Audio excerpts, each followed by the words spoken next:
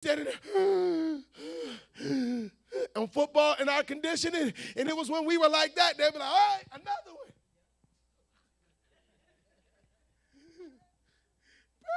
And guess what? When the whistle blew, guess what you did? You started running. Why? Because endurance was being built up. And then guess what? When you came back the next day, if you did 10 gases and 10 is where you thought you was going to die, you was going to do 12 the next day. And when you got to 10, you knew you had more left in you. And what I'm telling you is, God, this is what the wilderness is going to be about. Some of you feel like you're at your wit's end and that there isn't anything else you can do. And I'm telling you, God is trying to tell you, if you think that this is the end of the journey, you are sadly mistaken. He has much more in store. But he says, I need to build your endurance. So we got to go through the wilderness. Israel somehow, I believe maybe some of them just thought, well, since we're out, it's all good now. No. See, one of the biggest misconceptions is, well, once I give my life to Christ, everything's good now. You think that's the end? That's the beginning. If you think that's all God had in store, you're missing out. There's more. There's a song that said, there will be glory after this. Listen, that's just the start of this thing. God says, I have greater things in store for you. I have higher heights and deeper depths to take you, but you got to have some endurance to go there. And so the wilderness journey begins. And as they're going through the wilderness, they get tired and they get hungry. And every time something comes, they want to go back. Oh, we hungry. We at least had meat in Egypt. Yeah, you had somebody beating you on your head. We had water in Egypt. Yeah, and you also had to go and make your own straw and mortar. And you had to make your own bricks to build the monuments they wanted you to build. Oh, we at least had we had some downtime. Yeah, and they were killing your baby boys. Oh, too serious? Let's bring it into 2023. Man, I could have did this in the world. Yeah, and you were borderline depressed. Man, I at least had a little fun. Yeah, and you almost committed suicide. Man, I'm all by myself now. At least I had somebody, and they used to beat you. And they ain't beat me. Yeah, they just used you. You know, it should have been better than this. We forget how soon we forget what it was really like. At least I had happy times. Yeah, and they were usually followed with hangovers and regret for what you were really happening. Come on now. Let's remember what it really was. My friends treated me way better in the world. No, they didn't, because that's why y'all not friends now. As a matter of fact, you used to walk around saying stuff like, I don't got friends. I got associates.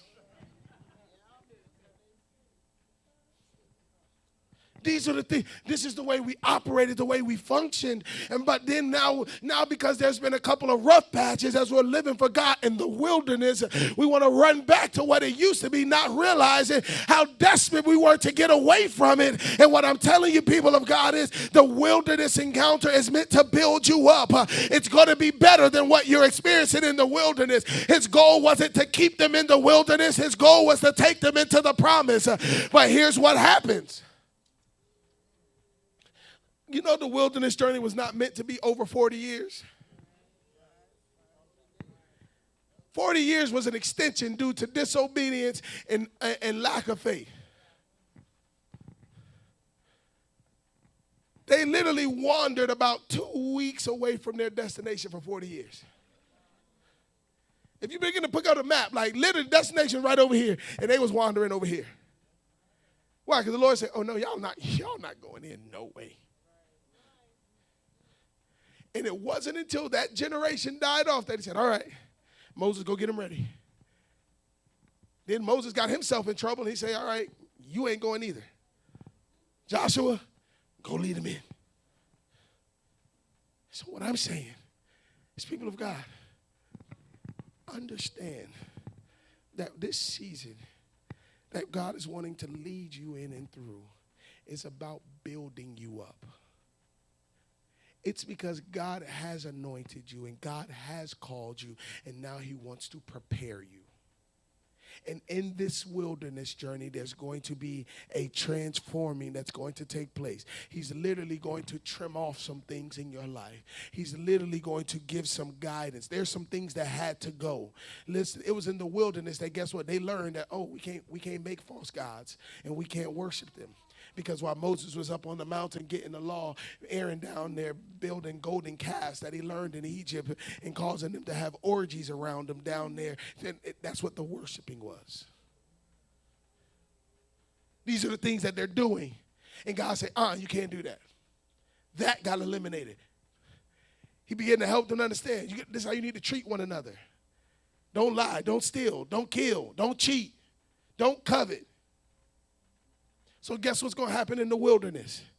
Look at your neighbor. Say, I'm going to change.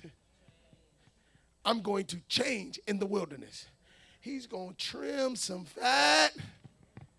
Not naturally. I mean, he might. He might.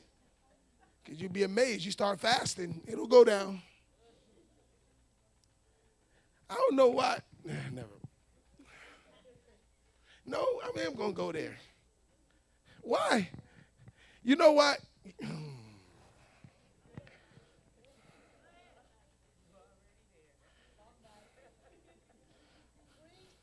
We need the things that we need, the things that we be wanting,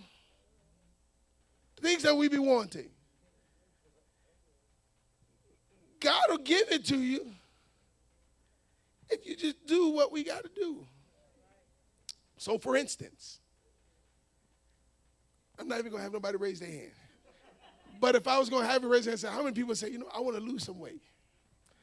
Right? I got a solution for you right now. Fast. Fast. No hands up. Not even an amen. Not even a glory. Some people not even making eye contact. They're looking straight ahead. Don't even look. Fast.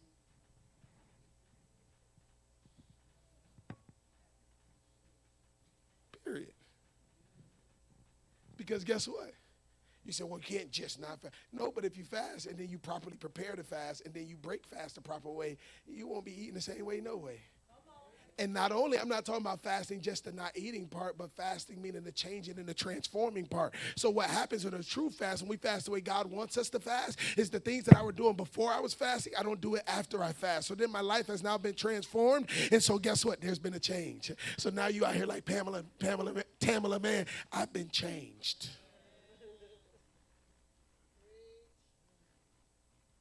So we got to start understanding this wilderness process is really meant to transform you. Anybody want to be transformed? Anybody truly want to be transformed? And then so what I'm saying is then we got to get like James and let's count it all joy. Can you get joy in the wilderness? Can you get joy to understand that, man, this thing about to be different? There's some things that are about to change. There's some people that's going to go and there's some people that's going to come. There's going to be a changing in my mindset. I can't do what I used to do. I'm not going to say what I used to say. I'm not going to go to places I used to go, but I'm going to literally allow God to order my steps and lead my path. One of the things about the wilderness is they weren't out there just aimlessly roaming. The path was set by God. Which is why then when they got to the Red Sea and Moses says, stand still, see the salvation of the Lord. And he goes, God, and the Lord say, Moses, why are you standing there? Tell them to go forward. Why? Because guess why they came to the Red Sea? Why did they come to the Red Sea?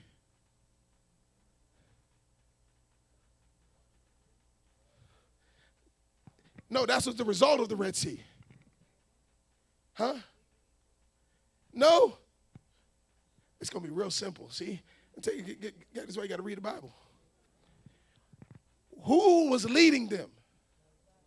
There was a pillar of fire by night, and a pillar of cloud by day. So why did they come to the Red Sea? Because they were led to the Red Sea. So then to get to the place where he's led you and then stop and say, what now? Keep going. Okay. See, some people just look at me, that don't make sense, Pastor. Exactly. I'm trying to help you to understand that you're going to have to start following God and allow him to lead you. And then when he gets you to an uncomfortable place, stop standing there and then what now? And let me help you understand. If God don't come in, oh God. Don't come to me telling me what God done led you to thus far. And then now you at a place you say, what do I do now? What if he led you here?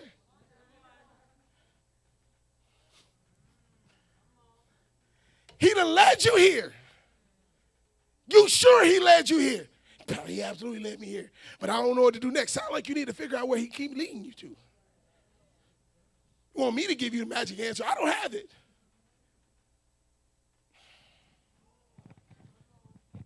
I don't have the magic answer of where you're going to go next. If you're telling me God done led you this far.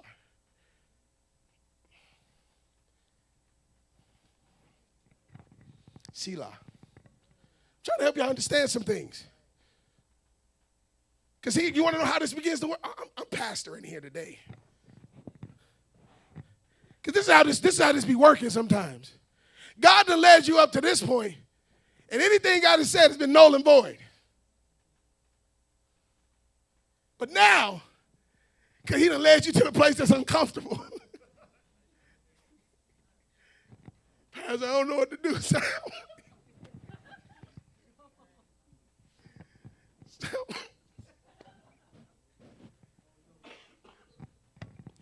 Sound like you need to keep walking. You need to keep going. Because if he's led you this far, he ain't going to leave you. Now, here's the reality. One or two things. Either he led you and now you just need to stay disciplined and keep going. Or two, he wasn't lead you and you was leading yourself. And now you scared. Either way, I don't got an answer. Because we need to really understand that when God is leading us. Listen, I really pray. Here's my prayer, my honest prayer, and I'm getting ready to shut this down. But like I'm just going to give you insight of how we got to this place, what God was dealing with me on. I was feeling like, Lord, I know just in the trajectory of where things have been going, I'm like, God, I know the promised land is on the other side. Like, we about to go into promise, Lord. So, God, what do I need to say about the promise? And I literally, this is what I felt in my spirit. I felt the Lord chuckle. He said, promise. Y'all going into the wilderness.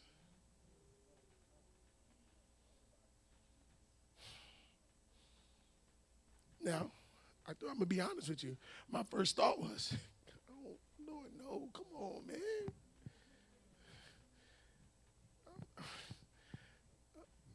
I don't want to. This is my initial thought. I'm just telling y'all the real. I don't want to. I'm ready for promise. He said, exactly. That's why we're going into the wilderness. Because you're ready for promise. So let's go. I'm like, but God, why?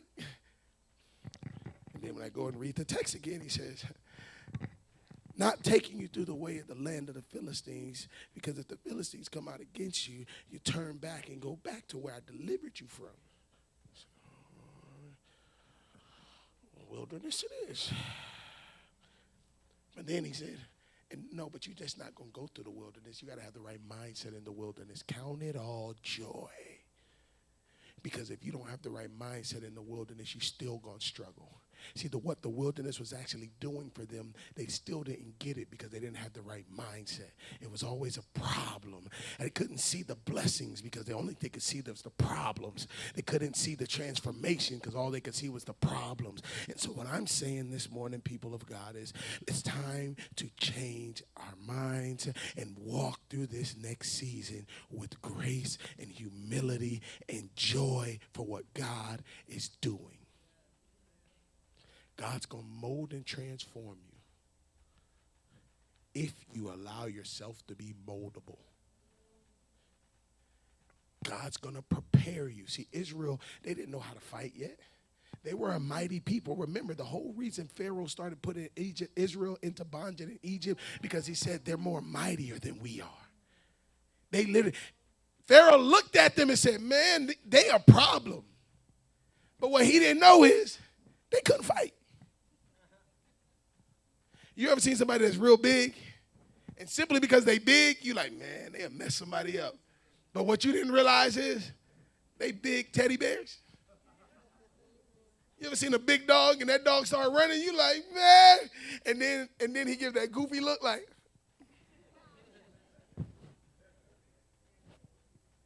This big softy.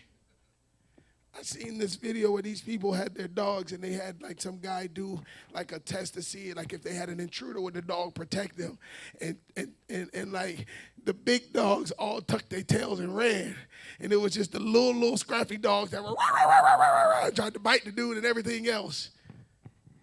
That was Israel. They were the big because they were great. The Bible literally says that they increased. They waxed great while they were in Egypt, but they couldn't recognize who they were, which is why they found themselves in bondage, even though the king of Egypt said that they were more mightier than they were, which is why they had to go into the wilderness. They couldn't fight. So they had to learn. They had to be developed into that. But the only way you learn to fight, guess how you learn to fight? The only way you learn to fight is you have to fight. That's the only way you can shadow box all you want to. That shadow don't hit back. And the greatest fighters, it isn't how well they punch, it's how well they respond when they get punched. Because this is what Mike Tyson said. Everybody got a plan till you get punched in the face. So what's your plan when life punch you in the face? Do we have the endurance to hold on? Do we have the endurance to press forward? Do you have the endurance to get back up?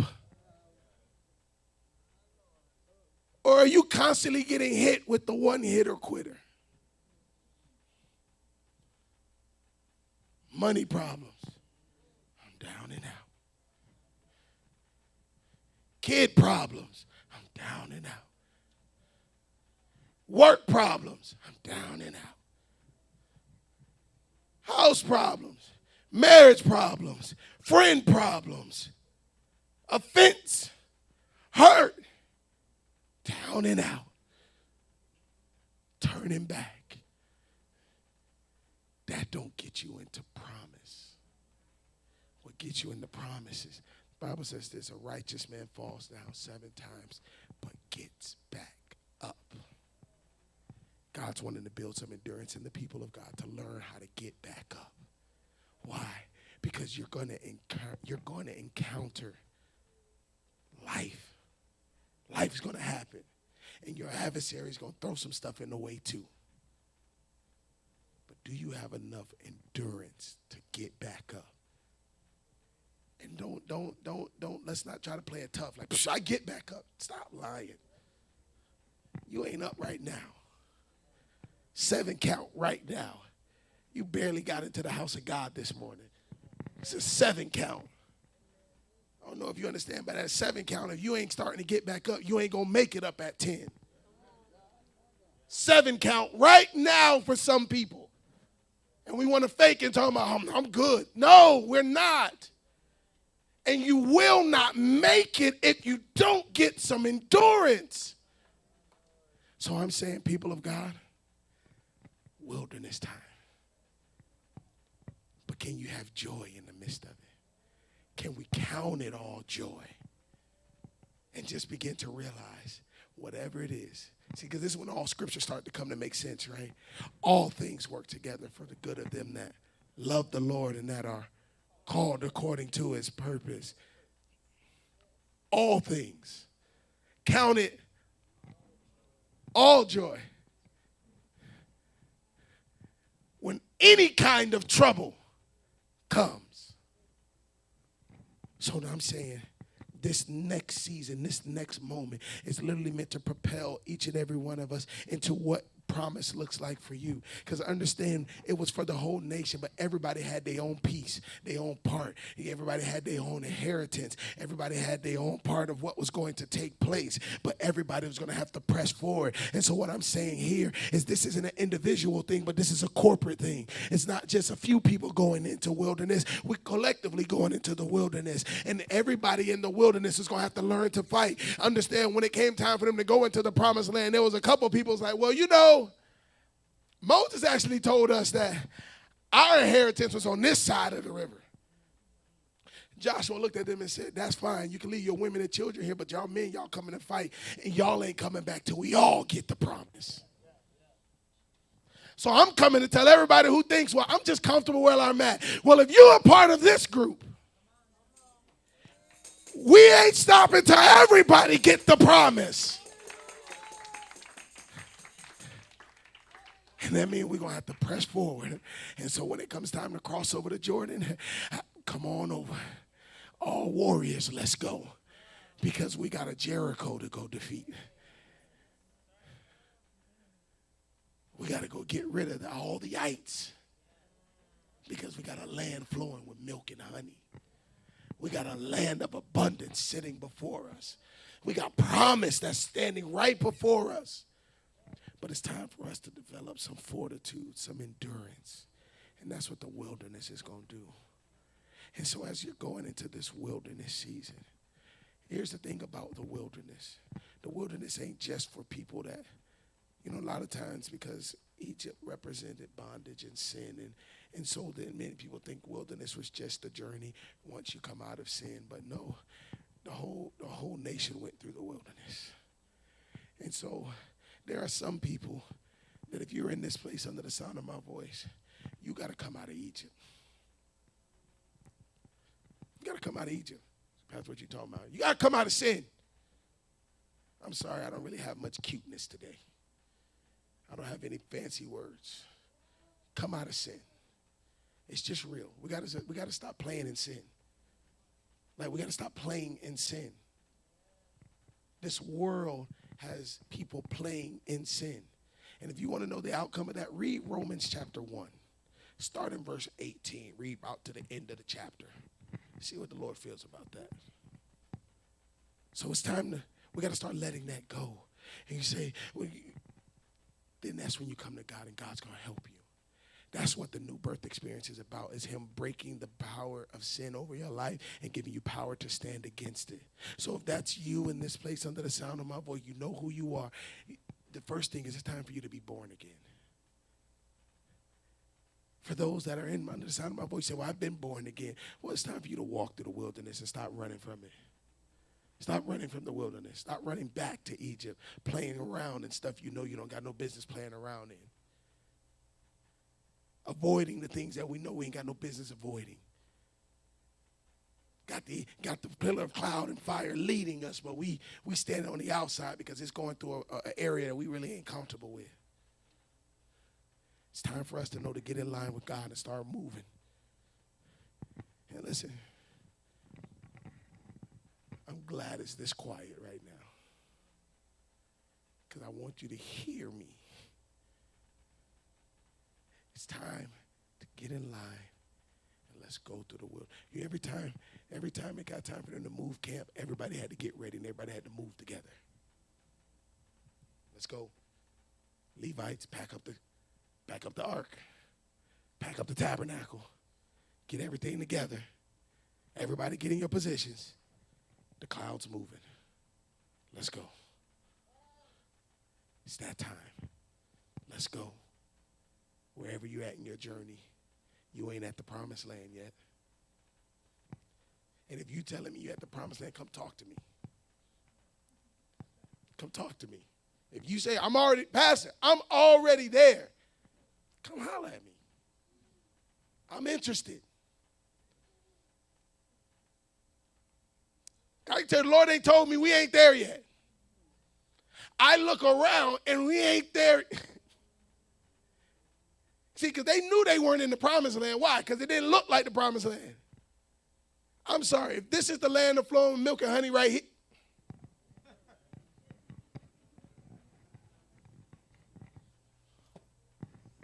it ain't it. We're not there yet.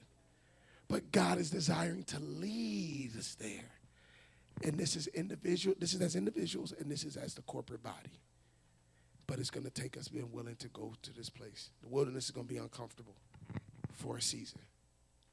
The wilderness is, and the most important, the most uncomfortable part isn't the external stuff. It's actually the internal stuff. The thing that's most uncomfortable about the wilderness is what's got to change in us. It's the most uncomfortable part. Yeah, you're going to go through rough terrains, but God's leading you. And I don't know about you. If he lead me, I'm good. Because I've led myself. That don't go so well. It's the thing that has to change in us. So it's going to be uncomfortable. It don't have to be extended. Some things I got to let you know about the wilderness. It doesn't have to be extended. It can be. Doesn't have to be. They didn't. You realize in Numbers chapter 12 was about when they were supposed to go into the wilderness. When they were supposed to go into the promised land.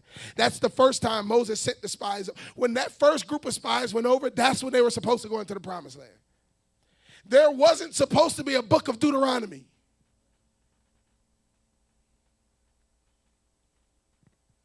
I'm just trying to give you some timetables. The book of Deuteronomy is literally Moses giving the children of Israel the law again for that group that survived in the wilderness the 40 years. If that first group doesn't have that experience and that encounter and that refusal to go in, there's no need for the book of Deuteronomy. And the book of Numbers goes a whole lot differently. Because they go in to the promise. They believe, they obey, and they enter in. So it doesn't have to be that long. But you know what you're going to have to get? You're going to have to get some obedience and some submission in your spirit if you want your wilderness to be its proper length. Quickest way to extend your wilderness, disobedience and rebellion. Don't take my word for it. Go read it. Go read. Read it. Read it. Read in Numbers chapter 12 and beyond and see. So if you want your wilderness to be whatever length it's supposed to be, I don't know about you, I don't want to extend it. I'm saying, God, I understand we got to go there, but I ain't trying to get no extra days. I don't need no extra credit in the wilderness. I'm not trying to get no kudos. Like, yeah, man, we was out there about 45 years. Ain't no cool. Moses, 40 years in Egypt, leaves because he kills a man. 40 years on the backside of Midian, shepherding his father-in-law's sheep. Then the Lord calls him. And guess how much time he spends messing around with Israel and leading them out? Another 40 years. Moses dies at 120 years old, and he didn't get to go in because he spent 40 years dealing with the foolishness in the extended wilderness that it didn't have to be. So I'm here, and I'm not trying to be Moses. And Moses is a great man of God. So this is no knock on Moses. I'm just not trying to be him. I want to be Joshua. I want to lead us into wherever God's trying to take us.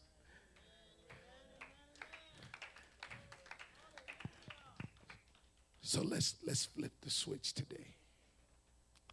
It's all right, Lord. Whatever it is. Let's get a little Bishop Paul Morton in us. Lord, whatever you're doing in this season, don't do it without me. However it needs to go, whatever that entails, whatever that includes, God, don't do it without me. And I'm going to follow you. I'm going to walk with you. I'm going to yield myself to you. I'm going to humble myself. I'm going to submit myself. I'm going to press forward, God. I'm going to have the proper attitude. I'm going to have the proper mindset. And when I don't, I'm repenting and I'm turning back to you so that your will can be done in this season. You can stand.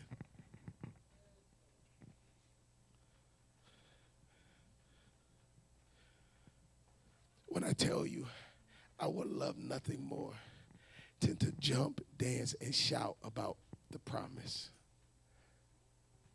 When I tell you, if I had to have my ideal service, it would be shouting down about the promise. I mean, doing cartwheels across the front, backflipping off the altar, telling you about the promise, and celebrating the going in. But what I've come to realize is shouting about the promise means nothing if you're not willing to lead through the wilderness. Because there was no promise without the wilderness. It's the training ground. It's it's the place where he molds, he shapes, he leads, he guides, he taught, he instructed. Literally, understand that in the wilderness is where he showed them how to be who he called them to be, so they didn't get caught up with who the people in the promised land were. So part of the training ground is so you know how to be who God called you to be and not getting caught up in the foolishness. But that only happens in the wilderness. So I'm going to open the altar today. And I know today is slightly different in nature in that it was more informative. But there is still a call to action. Let's prepare. Let's get our minds in the place where God can do what he desires. Because I've said it once and I'll say it 1,000,000 times. God's a gentleman. He's not going to force anything on you. He's not going to force it. But if we come with the right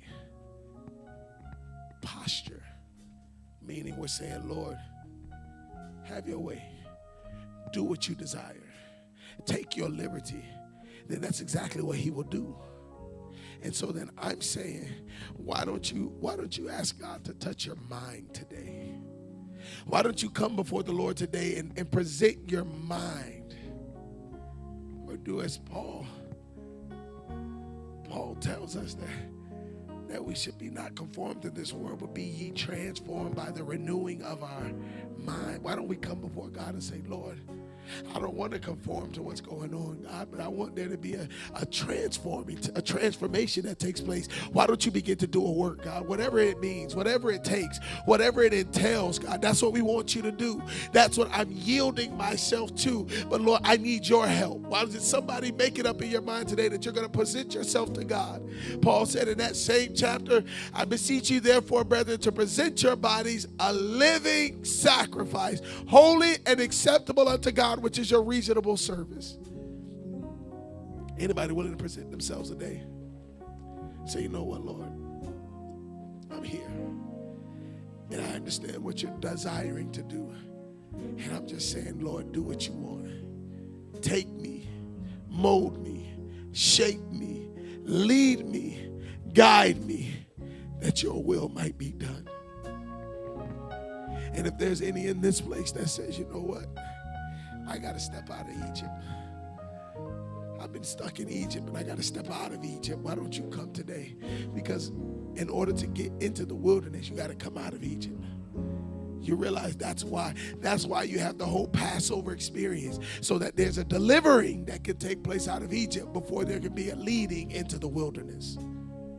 So God's not trying to lead you into the wilderness still bound in Egypt. No, he took care of that first. So if that's you in this place and you've never given your life to Christ, well, that's where you start. And if you've given your life to Christ, well, now it's time for you to say, God, touch my mind and lead me through this place. And so these altars are open. We're here. We want to pray because I want, as we're leaving this place today, for our mindsets to be shifting right now, for the will of God to be able to manifest in each and every one of us. And so these altars are open as the singers begin to sing. We're praying down in this place, and we're saying, Lord, move and lead and guide, deliver and set free, God, in this place, that your will might be done.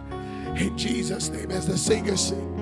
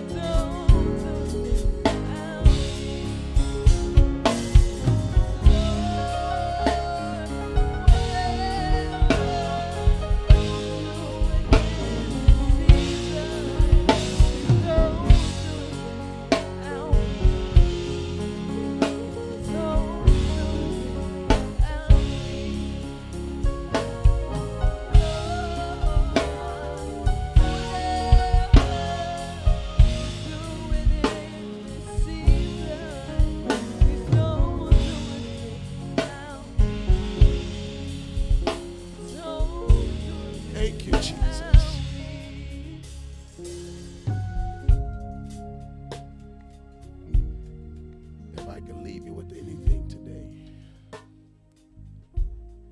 count it all joy. That God has a plan and He's working it out in our favor for our promise to come to fruition. But there's a making in the wilderness that has to take place. And it's all about the building up. The wilderness is about you being the best version of you that God is creating us to be. And again, I want us to really understand that part, but I'm not trying to make it prettier than it is. It's the most uncomfortable part of the journey because it deals with us being transformed. See, we're okay with other people being transformed. We can spot their transformation. Look at God working. God doing the work in you. But when you got to look in the mirror and see God doing the work on you, that thing get hard. It hurts. But I'm saying that's exactly where we're at right now. And so let's walk through this next season.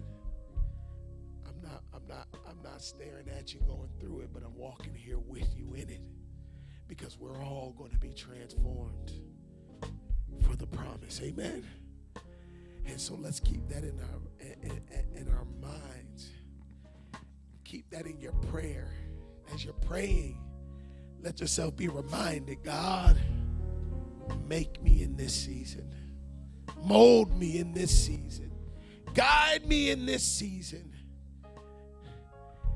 And I pray, don't extend the season, people of God. Harden not your hearts in this season. Let's not get puffed up in this season. Let's not get prideful in this season. But let us get humbled in this season and find the cross like never before. Find your way back to Calvary and just let the crimson stream of blood wash over you and wash you new and allow God to simply do what He's doing. Amen. Remember, we have service tonight, 6 p.m. And we're letting God come in and do what He wants to do. We have the reception immediately after service. Please find some of those treats. Also, the donations there. Be sure to take some, right, for yourself. If you know someone that's in need, take some for them as well. That's what it's for. Amen. And listen, let's continue to press. And let's continue to keep one another undergirded in prayer. And let's continue to allow God to lead us through this wilderness so we can enter into this promise. God bless you. You're dismissed in the fear of the Lord. I love you all. And I pray the favor of God be upon you. In Jesus' name.